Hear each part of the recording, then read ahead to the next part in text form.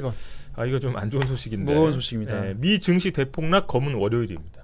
일단 월요일 날 많이 빠졌어요, 주식이. 많이 빠졌죠. 그래서 어떻게 보면은 이제 그 검은 월요일이라고 하는 건 이제 앞에 이제 블랙을 붙이는 거는 뭐 블랙 프라이데이는 반대 뜻입니다. 네, 반대 뜻인데 이제 증시에 있어서 검은을 이제 수식어로 붙이는 건 굉장한 대폭락일 때 붙이는 거거든요. 그래서 어떻게 보면은 지금이 굉장히 중요한 시점이다. 왜냐하면 앞으로 이제 16일 새벽 3시 반쯤에 미국의 이제 연방준비제도에 어떻게 보면 결정이 나옵니다. 그러니까 금리를 결정하는 회의가 그렇죠. 우리 시간으로는 내일 열리는 거죠. 그렇죠. 내일 열리는데 사실은 주요 증시들이 지금 이미 많이 후퇴를 한 상황이기 때문에 여기서 더 충격이 올지 아니면은 예상보다는 괜찮다라고 해서 반등을 할지 그 아직 예측이 굉장히 어려운 상황이긴 합니다. 저희가 이제 금리를 올리는 체계를 좀 간단히 설명을 해드려야 될 것 같은데 일단 지난달에 22년 만에 네. 0.5%포인트를 미국에서 금리를 올렸어요. 네, 맞습니다. 근데 이걸 그때 빅스텝이란 말이 많이 나왔거든요. 그렇죠. 원래 대부분 이제 0.25%포인트 단위로 금리를 움직이고 조정을 합니다. 그래서 이거를 원래는 이게 평상이었는데 지금 이제 인플레이션이 너무 가파르다 보니까 이걸 이제 잡으려면 금리도 빨리 올려야 그렇죠. 된다라고 해서 이제 저희가 이제 계단을 오르지 않습니까? 2계단. 네, 평상시에는 1계단씩 오르다가 2계단씩 급할 때는 오르는 거니 그거 이제 빅스텝이라고 얘기를 합니다. 빅스텝. 졸지에 그냥 평상시에 오르던 게 베이비 스텝이 됐어요. 그래서 이게 약간 뉴 노멀이 아닌가 이런 생각이 좀 들고. 그런데 문제는 내일 아마 올리게 될 금리는 지금 빅스텝보다도 더. 네, 그래서 이제 빅스텝보다 더 베리 빅스텝, 자이언트 스텝이라는 얘기가 나오고 있습니다. 그래서 이 부분이 증시에 어떤 영향을 미칠지 게다가 미국 증시랑 상당히 동조화되는 모습을 보이는 한국 증시, 국내 증시에 또 어떤 영향을 미칠지가 굉장히 관건입니다. 자이언트 스텝은 참고로 이제 베이비 스텝의 3배, 그렇죠. 0.75%포인트를 올리는 걸 의미하고요. 예. 이게 1994년 이후로는 한 번도 한 적이 없는, 그렇죠. 최근에 좀 가보지 않은 길이거든요. 네, 근데 이제 뭐 금리만 탓할 건 아니고 지금 물가가 미국의 소비자 물가 상승률 CPI가 8.6%를 찍었는데 지난달에 그러면 이게 몇 년 만이냐? 41년 만입니다. 그렇죠. 네, 그러니까 어떻게 보면 비상식적인 물가 상승에 비상식적인 통화 정책으로 대응을 한다라고 볼 수 있는 거죠. 네. 그래서 지금 이제 질문들이 좀 들어오고 있는데요. 네. 자, 범블비님이 궁금한 게 있는데 자이언트 스텝보다 큰 것도 있을까요? 하나 주셨고 네. 또 떡마니님께서는 만약에 안 잡히면 이거 이상으로도 갈까요? 하셨거든요. 네, 일단은 자이언트 스텝이라는 건 편의상 붙이는 거고 사실 이 0.75%포인트가 없었을 때는 이런 용어가 없었습니다. 그렇죠. 사실은. 그렇죠. 그렇기 때문에 1.0%포인트에 대한 용어도 당연히 붙을 수가 있는 거죠. 그래서 이거는 뭐 장명하기 나름이다. 자자이언트 어때요?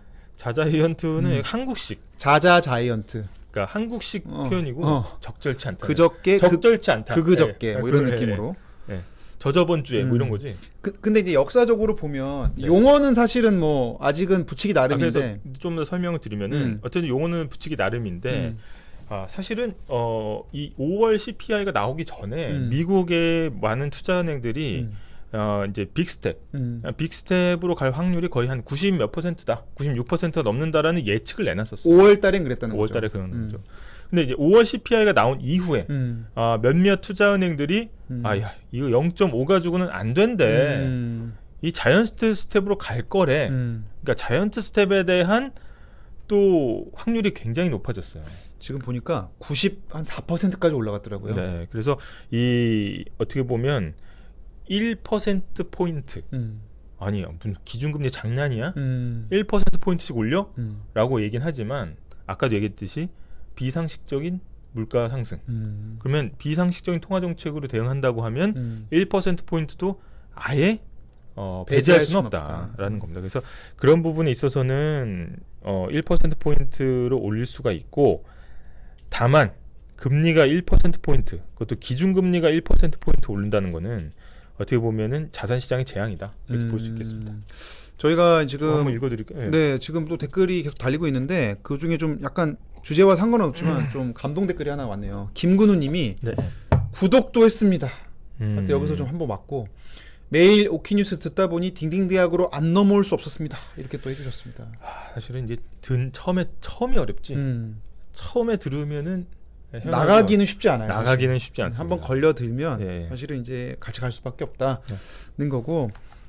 주식 투자 안 하던 사람은 네. 자이언트 지금 질문이 수진염님께서 예. 주식 잠깐만.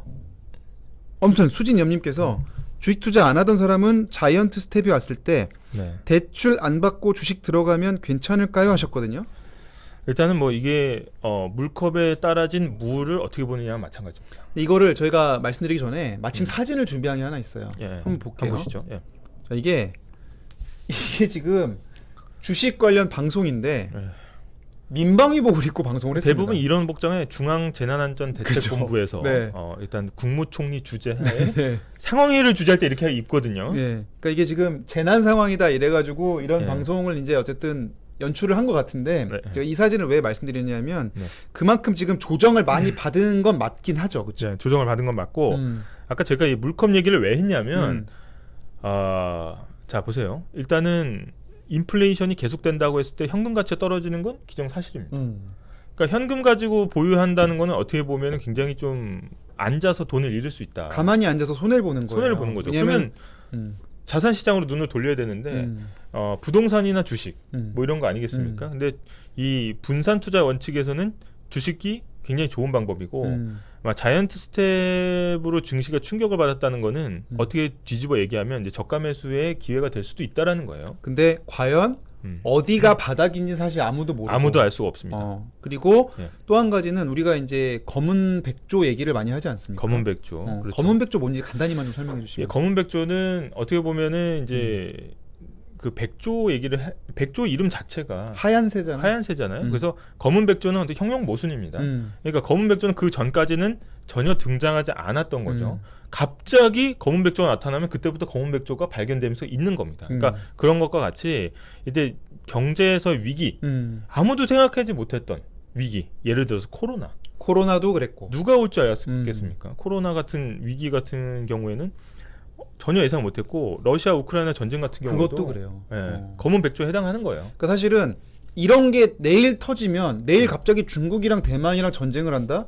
그러면 사실 아무도 알 수 없는 거고 그래서 사실은 그게 베팅인 거고 하이 리스크 하이 리턴인 거기 때문에 저희가 이게 약간 좀 건방진 얘기가 될 수도 있겠지만 그냥 어떻게 보면은 이제 학계나 증권계에서 그렇지만 특히 이제 전문가로 이제 자처하는 분들 가운데 다 그래서 일부가 무조건 오른다.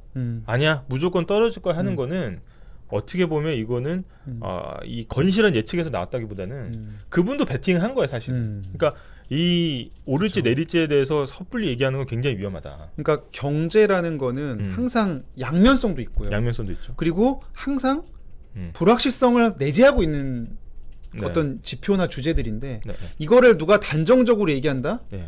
그 사람이 범인인 거야. 그리고 이제 경제사 학계에서도 이제 버블이 이게 버블이냐 아니냐도 결국 버블이 터진 다음에 사후적인 연구를 통해서만 판정이 가능하다는 게 최신 학계 연구기 때문에 어떤 이제 지금 들어갈 때야 혹은 뭐 지금 무조건 다 나와야 됩니다 이런 것들이 굉장히 좀 위험한 예측일 수 있다는 거 먼저 말씀드리겠습니다. 그래서 정리해서 이제 수진념님 답을 좀 드리면 지금 일부 종목들은 연내 저점을 찍은 건 맞습니다.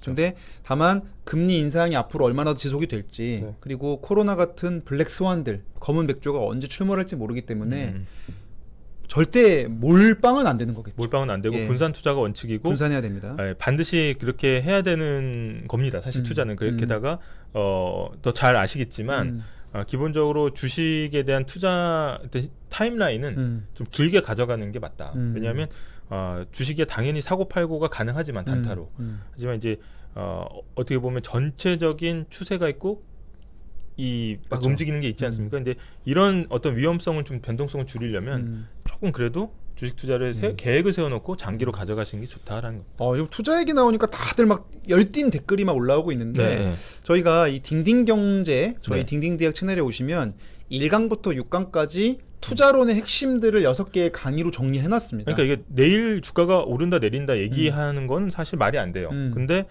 거기에서 주식 투자를 오래 한 사람들의 구루들의 일반 원칙들은 있습니다. 그러니까 큰 손해를 피해가는 방법 것들이 있기 때문에 그런 걸 이제 딩딩경제 1강에서 6강 정리해놨기 때문에 한번 들어오셔서 한번 쭉 보시고 투자 결정을 하시는 게 좋을 것 같습니다. 경제사를 저희가 좀 정리해놨습니다. 역사적으로 어땠는지 교훈들을 좀 얻어가시면 좋겠고 저희 강의가 뭐 이렇게 말하면 또 돈 받는 줄 아시는 분들이 있어요. 이거는 사실은 딩딩 대학은 그 완전 무료 공짜입니다. 공짜입니다. 예. 다만 이제 손가락이 좀 미끄러지기만 하면 된다. 미끄러지면은 이제 오발이 명중이라고. 미끄러지면서 구독만 해주시면 됩니다. 그래서 딩딩 실검은 여기까지 마무리를 하고 이 정도 정리를 좀 해야 될 것 같죠?